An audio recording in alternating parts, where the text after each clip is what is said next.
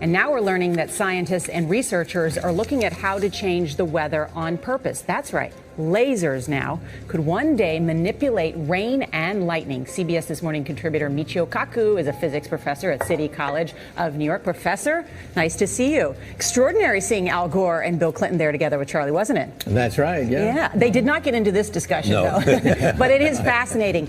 I mean, lasers, really, to change the weather? That's right. Well, as Mark Twain once famously said, everyone complains about the weather, but no one ever does anything about it. Well, instead of doing a rain dance, we physicists are firing trillion-watt lasers into the sky to actually precipitate rain clouds and actually bring down lightning bolts. This is potentially a game changer. But this is experimental. It's experimental. However, in the laboratory so far it works. When you have water vapor and you have dust particles or ice crystals, you can precipitate rain. It condenses around the seeds.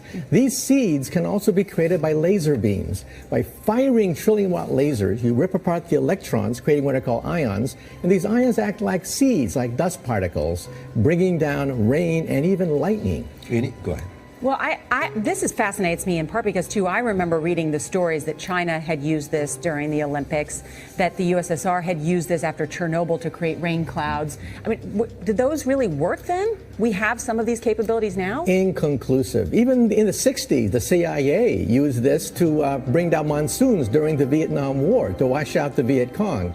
Governments have been playing with this thing. Alleged to. Alleged to, right. Yeah. Now, we realize that for decades now, these governments have been alleged to have experimented with weather control, but nothing conclusive. This time we're bringing in the laws of physics rather than simply waving our hands and uttering mumbo jumbo. We're actually using trillion-watt lasers now. And in the laboratory, sure enough, they precipitate rain out of water vapor. Sure enough, you can actually bring down electricity down the beam. So what does it mean for drought areas that need to have rain for crops, and if they don't have them, there's the consequences of famine? Well, the bad news is if it's a clear blue sky, it's not going to do anything at all because it only takes water vapor that's already in the air and condenses it. However, for floods, for agriculture, farmers, for people planning wedding parties, football games, you name it, outdoor events and agriculture and flooding and even hurricanes, all of them could be subject to weather modification. Thank you.